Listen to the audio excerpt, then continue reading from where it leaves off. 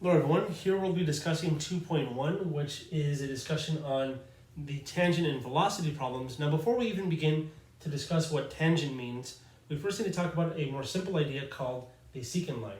So here I say that a secant line is a line passing through 2 points in a curve. So consider the curve of a function f of x, and recall how functions or points on a function works. So if you have these two x values a and b, then the y values of the points that are on the curve f of x will have y value f of a for the point at a, and f of b for the point whose x value is b. Good. So then we're going to connect these 2 points to create the so-called secant line. So there it is. And in fact, the word secant stems from the word cut, so just basically means cut through. So it's a line that straight up cuts through a curve, and of course you need 2 points to make that happen. Right, now with that being said, we can actually find the slope of the secant line. So here I'm going to actually do that for us. So now if you remember, the slope of a line is just the difference of the y's divided by the difference of the x's. So all we're going to be doing is considering that. So it's going to be literally f of b, let me use black here. So it's going to be f of b minus f of a, because those, of course, are the y values of the points, over b minus a. Now, specifically, the notation the book uses is actually, let me write this in red, I guess, is MPQ, M sub PQ, where the P and Q are the points, the labeling of the points. So if you call this point P and this point Q, I guess we don't need the arrow, that's fine. Then M sub PQ is just the slope of the secant line that passes through P and Q on the function f. So the notation's a little weird, but it's just something to get used to. So now we're going to take a look at some examples where we actually find the slope of the secant line given 2 points and a function. Alright, so here we have 2 different examples where we're asked to find the slope of the secant line given these functions from these certain x values. So from there we'll actually find the points, but more specifically, we'll just be using the formula I spoke about previously. So here I'll just call it m. I won't worry about the PQ notation here too much. So the slope of the secant line is just going to be f of 3 minus f of 1 over 3 minus 1. Now, if you understand how slope works between 2 points, the difference doesn't matter so long as they're the same order. So if I wanted to do f of 1 minus f of 3, over 1 minus 3, you can do that so long as, again, you're doing 1 minus 3, 1 minus 3. So f of 1 minus f of 3 over 1 minus 3. But if it's 3 minus 1 like we're doing here, then we have to go in that order. So I just wanted to make that apparent. Also, the language here, from this to this, that's very often what is used when you consider what is called the average rate of change. So as it turns out, the average rate of change between 2 points is actually the slope of the secant line. So if you ever hear the word average rate of change from x equals this to x equals that, that is just literally the slope of the secant line between those 2 points. Okay, good. So now, again, so we're going to consider this b and consider that a, so I'm doing it like this. Now f of 3, well, we have a function here, so I'm not going to actually take too much time writing it down, we'll just kind of talk through it. So I'm plugging 3 into this. 3 squared is 9, minus 3 is 6. Minus, plugging 1 in, 1 squared is 1, minus 1 is 0. Over, 3 minus 1 is 2. That's just 6 over 2, so the answer here is just 3. Nice, wasn't too bad. This one's a little more extravagant, I guess you can say. So here we're going to have f of pi over 6 minus f of 0 over pi over 6 minus 0. Now, sine of pi over 6, when we plug pi over 6 into sine of pi over 6, if you don't remember, is 1/2.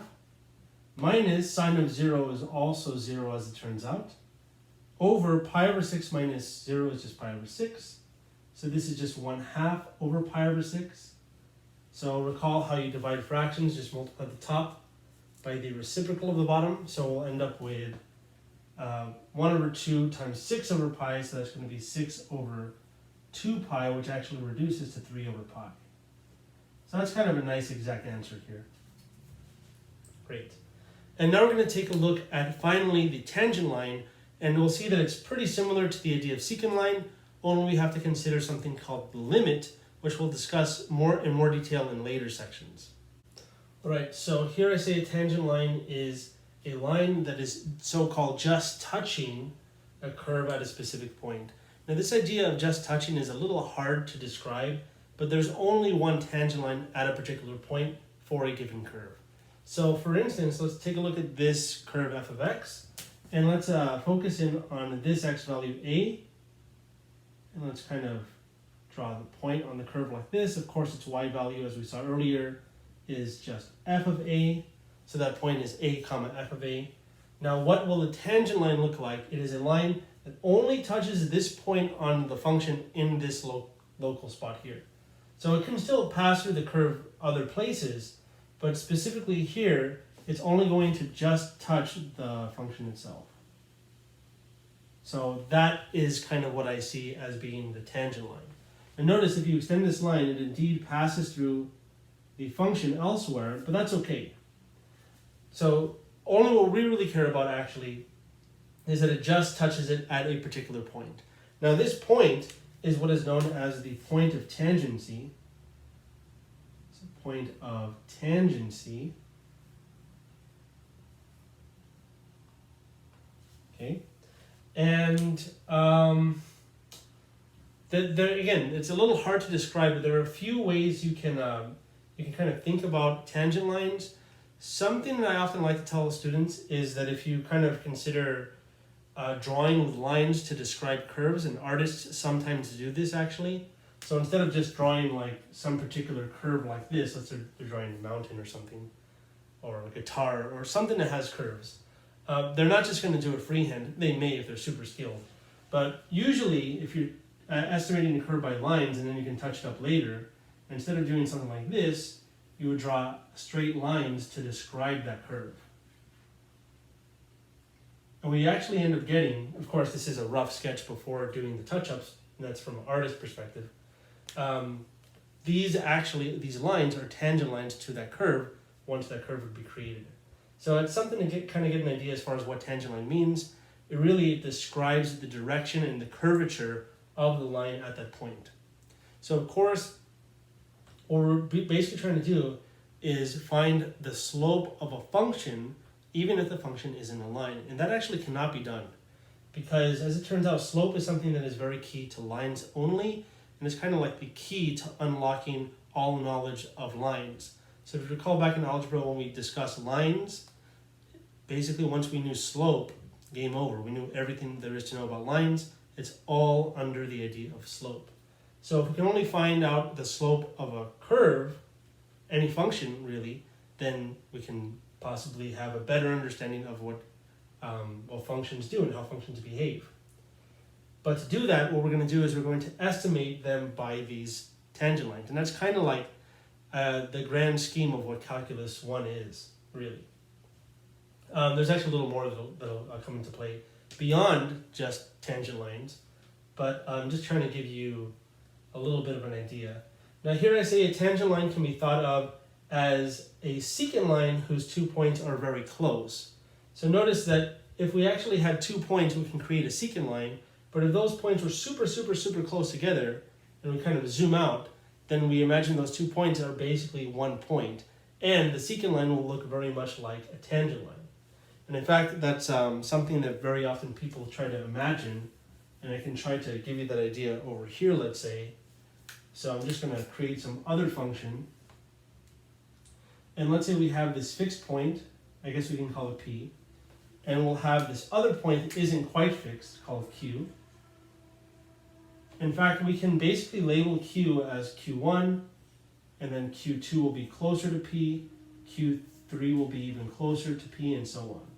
So what Q is doing is moving closer and closer and closer to P. Now what you want to do, really, to get an understanding of what this statement that I started here means, is you can create secant lines. So here's one secant line between Q1 and P. Here's another secant line between Q2 and P. And then between Q3 and P. So it's hard to tell just because of my scaling, but you can see that the lines are going closer and closer, to be tilted like this, until eventually you land at, and let me show you that in black, at this line here, which is the tangent line.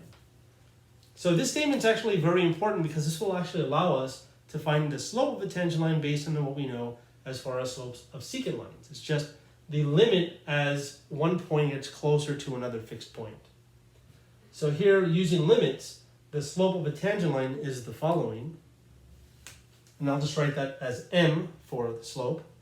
There is a notation we'll be using for a slope of a tangent line, but it's a little too advanced. I'll tell you what it is, but for right now, let's just focus on the actual expression here. And it is basically the limit of m sub pq as q approaches p, or p approaches q, but in this particular context of this visualization I gave you, we're setting p to be fixed and q is approaching p. Now what this means really is if you consider the x and y values of these points, if this point has x value a, and these all have x values, let's call them b, so this is b1, b2, b3, and so on. Let's just say the following. This is the limit as b approaches a of that expression we had for m sub pq, which is just f of b minus f of a over b minus a. So this is basically what we'll be discussing as far as finding the slope of the tangent line for a particular function at a particular point of tangency. The only issue is that we don't really have too much of an understanding right now as far as how limits behave. Basically, we're going to be saying that a limit is just the value as you get closer and closer, as these numbers get closer and closer to each other, or as b gets closer to a rather. Okay. Now, I did say I would talk a little more about the notation. It's a little advanced because we won't really see it come back until 2.7, but this notation is known as f prime of a. There are other notations you'll see in that section, but this is what is known as the derivative. Now, maybe a little bit of a spoiler, but the derivative is one key thing that's studied a lot in the first part of calculus, and the derivative is really just the slope of the tangent line. Okay, so now we're going to do an example of finding the slope of a tangent line, and we'll discuss the relationship between tangent and secant lines to velocity. Right, here I have this example where we want to find the equation of the tangent line of f of x equals x squared at this point of tangency 1, 1. Now it's important to note that we actually don't even need the y value. Really, the x value is all you really need. You can find the y value because we know the function. So it's a very good idea here to just kind of check really quickly that if you plug in this x value, 1, into this, f of 1 is 1 squared, which is 1. You end up getting f of that x value. So if the x value is x, then the y value must be f of x. So I'm just kind of mentioning that real quickly. Okay, the next thing is that we want to find the slope of the secant line, but we don't have a second point here. So we're going to call that point b, and b is going to be approaching 1. So here our a is 1. So let's kind of think about that for a moment. Let's call m our slope of the tangent line. So remember, it's the limit as b goes to a, and here a is the x value of our point of tangency, which is 1, of that expression f of b minus f of a over b minus a. Good. Now here, really, these b's, we can honestly just call them x's, and we'll be okay, but I'm going to call them b's just because I've already said they're b's. And it makes more sense with the notation I gave you previously. But later on, once we get to chapter 2.7, and then beyond that, we'll be using x's instead. But that's a little beyond the problem here. So now notice f of b, of course, is b squared. F of 1 we already saw was 1. And then this is just b minus 1. And we're still actually in the limit. So let me just write limit as b goes to 1 of b squared minus 1 over b minus 1. Now notice that this limit is supposed to describe an actual value when b is equal to 1. We want b to get closer and closer to 1. But notice you can't just plug 1 in directly for b, because you'll end up getting a problem with the denominator. The denominator will be 0 in that case. You get 1 minus 1, which is 0. And in fact, the numerator is also going to be 0. And there are a few algebra ways of kind of stepping away from this idea that I kind of want to show you, but to be quite honest, what we really need to do here is just have an understanding of as far as what limit is doing as far as approaching. So we can just plug in numbers that are very, very, very close to 1. In fact, if you want to consider b to be, let's say, 1.0001, you won't get a 0 denominator. Or you can even plug in a number close to 1 that's less than 1, like 0.9999, for instance, and there you won't get a 0 denominator either. And in fact, your numerator and denominator will be close to 0 as it turns out, but the fraction, no matter what, will actually be close to a different number. And we can just, again, check this by picking different values of b and seeing what the limit, which we're calling m here, is. So let's just see. Let's plug in 1.001. So I'm going to use my calculator here, and let's see what we get for m. And so my calculator gave me actually 2.001. Now what I'm going to do is, again, plug in a number less than 1. So let's say 0.999. And it can be as close to 1 as you want it, but the idea is to make it close. So remember I said it very close. So we're picking an a value, basically, well, I guess it's a b value, that's getting close to the a value 1. So our b values are getting closer and closer to 1, but in this case, we're doing it from either side. So let's see what our calculator gives us here. All right, here my calculator actually gave me 1.999. And no matter what you pick, as long as it's pretty close to 1, the answer for m will actually be pretty close to 2. It'll be pretty close to 2. So here we're going to say that m is actually equal to 2. So this is not really m, this is actually the limit. So let's just call it lim for limit. But m is equal to the limit. So this is kind of the expression here. Maybe I shouldn't even call it limit. Maybe I should just call it b squared minus 1 over b minus 1. Anyways, we end up getting that m is equal to 2. And we have the slope. But we're not asked to find the slope, we're asked to find the equation of the tangent line. So how can we find the equation of the tangent line? Well, to find an equation of a line, given a point and given a slope, we can use point slope. So let's first recall what point slope is. So point slope says y minus a y value of a point is equal to m times x minus the x value of a point. And here the point, of course, is going to be 1, 1. So these x1 and y1s will change to 1 and 1. This will be the x value 1, that will be the y value 1. And m is our slope 2. So really we can just, let me unbox this because that's not our answer, but it is a pretty good achievement. So now we're going to distribute this to get 2x minus 2, and then finally add 1 to the other side. And we end up with, let me write it over, I guess I can write it here, we have space. We end up with y is equal to 2x minus 2 plus 1, so it's minus 1.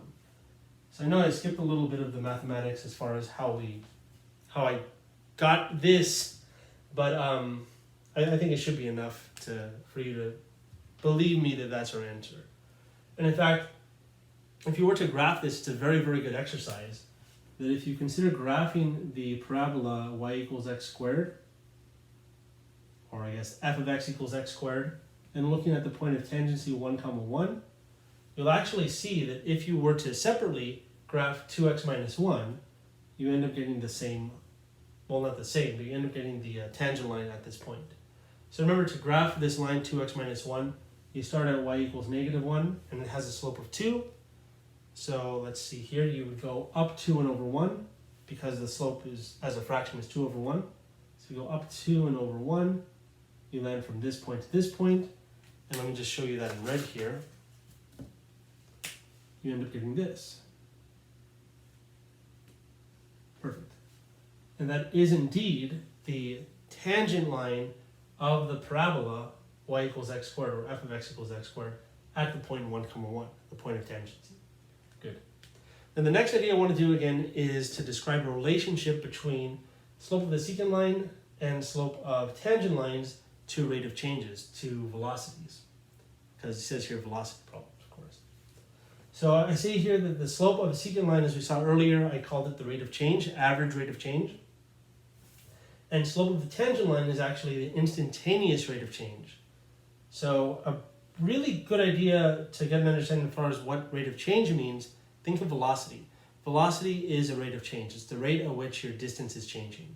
So in fact, to find the velocity, it's just a quotient of distance and time. So velocity is total distance divided by total time. Now that idea there of velocity really is the average velocity. So the total time it takes you to travel a certain distance, that'll be the velocity, average velocity of that travel basically. So this is the average rate of change, the average velocity. Instantaneous velocity is your velocity at a particular instant of time. So a really good way to understand this and kind of see the relationship, I think, is to consider an xy plane, but instead of calling the variables or the axes x and y, let's call the x-axis t for time and the y-axis d for distance. Okay, so if we have a function f of t, this will give you the distance a certain object is away from something at a particular point in time. And that something that it's away from is a point of reference. So how far something is away from the door, for instance, or how far a meteor is away from a planet, for instance. That's a good example. And what we're going to notice is that if we pick 2 points, they'll have 2 different time values. Here it looks weird because it looks like we have a negative time value. So maybe I should make that go over here because we don't really consider time to be negative. So let me just kind of erase that for a moment. But anyways, we have these 2 different time signatures. And if you take the secant line between these 2 points and look at its slope, what do you notice happens? Well, the slope of a secant line is the y values divided by the difference of the x values. So in particular, we're going to be looking at the total distance, the displacement of the object in this case, divided by the total time that it took to cover that displacement. Which I know sounds a little bizarre, but basically here, the total time actually represents the difference of x values, and the total distance represents the difference of y values. So if you go back and take a look at the slope of secant line equation, really in the context of distance and time, that is actually velocity. Another way of thinking of it that I think is a little better is that slope is what? Slope is rise over run. So remember, rise are y values and run are x values. In the context of velocity, here this will be distance and time. So rise over run will be distance over time, which is actually velocity. Now the average velocity will have 2 points, and an instantaneous velocity will only have 1 point, like here. So the slope of this one line at this particular time signature, t1 or whatever you want to call it, is the instantaneous velocity. So the slope of that line is the instantaneous velocity at that particular one timestamp. So we have these 2 different time signatures. But if you have one time signature, then we have an instantaneous velocity opposed to average velocity. So I'll do an example right now, which of course you've probably all been waiting for. And from there, that really will be it for 2.1, and then I'll see you in the next videos. So let's take a look at that example right now. All right, so this next example says the following table gives position of a motorcyclist after accelerating from rest. So here we have this t variable, which represents time in seconds. This s variable represents distance in feet. And after covering this certain amount of distance, that's how long it takes to cover that distance. So after 6 seconds pass, the motorcyclist covers 176.7 feet. Now part A asks us to find the average velocity for each of these given time periods. So from 2 seconds to 4 seconds, between 3 and 4 seconds, what's the average velocity, between 4 and 5, and then between 4 and 6.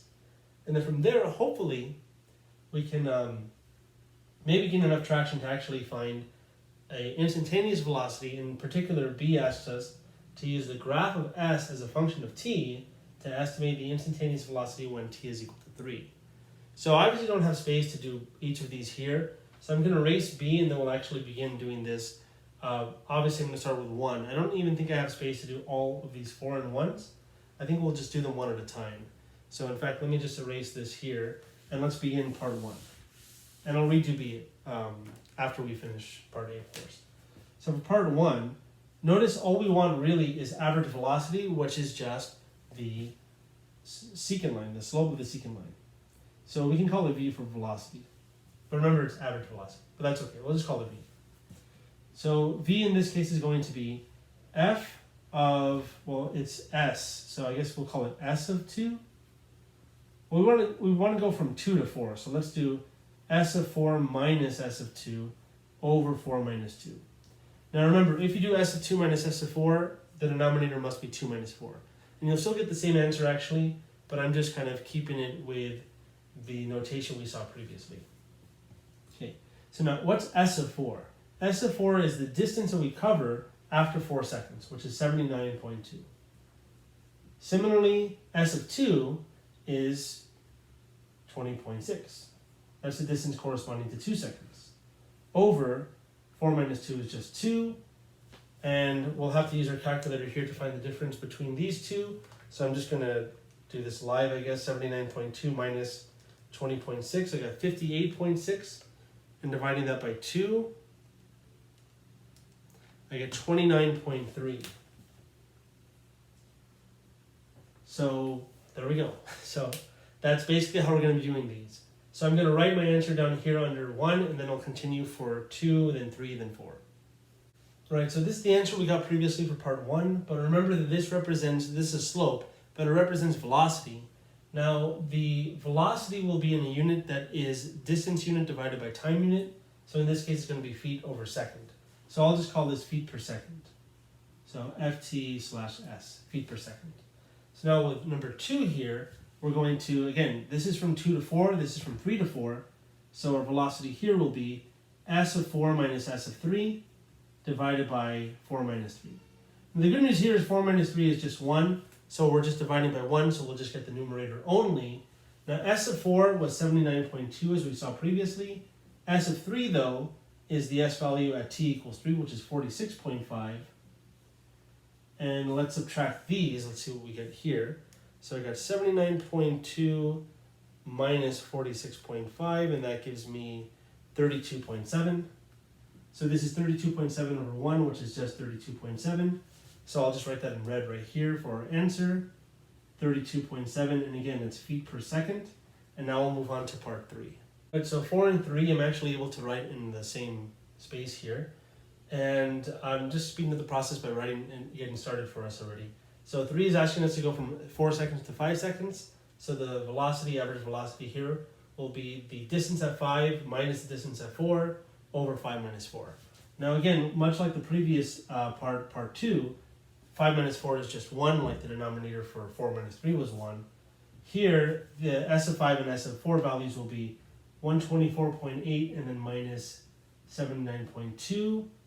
And here I got 45.6, and that divided by 1 is just 45.6. Good.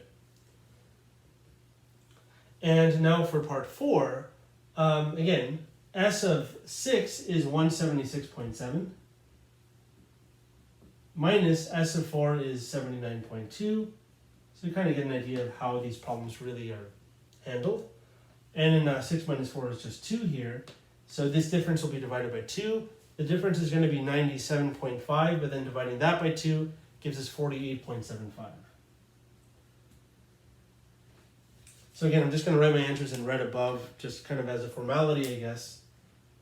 So I got 45.6 feet per second for 3, and then 48.75 feet per second for part 4. Now, I don't think this alone gives us enough insight to actually tackle B, but instead what we're probably going to be doing is looking at the data here to try to create a graph. So plot the t values and the s values. If we get a function going, then we can try to look at the tangent line and maybe from there try to find the slope of the tangent line. It's going to be a little difficult, I think, but hopefully we have enough information to uncover that.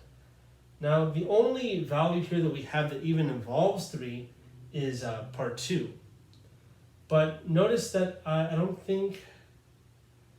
know if that really means much though, because it's going from 3 to 4 on the curve. So probably it's going to be a little less than that. I mean, notice that from 2 to 4, it actually passes through 3. Again, I'm just kind of trying to talk this through. But let's just get right to it. So I'm going to erase all this. I'm going to rewrite the question for B, and then let's see if we can make any traction. All right, so I've rewritten B, and I've even moved the table up over here. Now, again, B asks us to use the graph of S as a function of t to estimate the instantaneous velocity at t is equal to 3.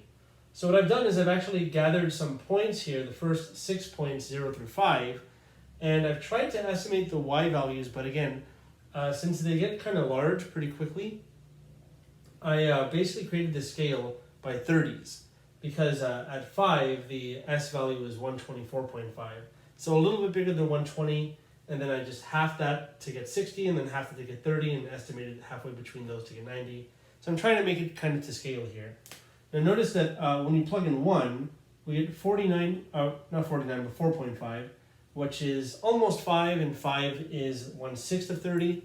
So I tried to go 1/6 of the way here to get this point. So I'm just kind of showing you how I kind of estimated these points here, more or less. And if you connect them with a curve, you get this kind of parabolic shape. So this reminds us kind of how we found the tangent line for y equals x squared. It kind of looks like y equals x squared, a little bit. It's not quite that, but it looks pretty similar. So I've tried to do a few things to figure out exactly how we can go about finding or estimating the instantaneous velocity. Now this question really is intended for us to kind of explore as far as how we would estimate a slope. But really what's going on, if you kind of consider just drawing it somewhat to scale and creating a tangent line, this is the image we get, more or less. Now I'm trying to be as to scale as I possibly can be, but it's not super to scale still. Now notice that we have this line here that we're for certain is the slope of the tangent line. Well, it is the tangent line. So to find the slope of this line, we need to consider the rise and run of this line. So there's a few things we know near 3. So in fact, we don't even need to go as far as 5 and even 6. I didn't even include 6 here. Really, 4 and 2 are enough. So notice that the y value at 4 is 79.2. So let's imagine that this guy right here is 79.2. Again, not super to scale. It should actually be a little closer to 90, but it looks okay, I think. And similarly, this one here at 2 will give us 20.6. So that's 20.6. But notice that these values on the point, or on the lines, are actually smaller than that. In fact, if we drew more to scale, we can kind of see more or less what these are. But just estimating using the scale I have, this looks to be about 60. Again, it's hard to tell just based on the scale. So maybe a better idea would be to redraw this more to scale and not include 5, because that's kind of what's throwing the scale off. So again, I don't want this to take too long, so I'm just going to do that. I'm going to erase this, try that, and then let's see if we can get a better idea as far as what the value is. So again, I've kind of recreated the scale here. It's a little more specific, but it's still a little weird. So here I have the t values going from 0 through 4. And here I have the s values that are not to that standard scale I made earlier, more to a specific scale here. So what I really did is I figured that the point at 4 has a y value of 79.2, and then I halved that to get 39.6, and then halved that to get a quarter of the way, and then added that to the middle way to get 3/4 of the way in between this y scale here, which I know is kind of more accurate than we really need. But anyways, trying to estimate the y values that we have here, the s values we have by this scale, 4.9 is about 5, and again, that's 1/4 of the way between 0 and 20. This is close to 20. 2 corresponds to 20.6, which is a little above this y value. And then 3 corresponds to 46.5, which is not quite halfway between these, but maybe like a quarter of the way in between these. Maybe a little more than that. So trying to connect these with a curve, we again get something that looks kind of parabolic. So let's again draw our tangent line at the point where the t value is 3. and we get something like this. And now again, we'll look at the particular values around that we care about. Now, again, we can do this a few different ways, but one thing I think that's kind of nice that we can do is we can actually take a look at between 2 and 4, between 3 and 4, and between 2 and 3. So that's kind of nice that we can do that. But again, we're considering this not secant line, the tangent line. So let's kind of look at the difference here. Now the difference here looks like it'll get us to about, not quite halfway between these two, but a little less, maybe like, let's just say, because remember, a fourth the way is about 4.9.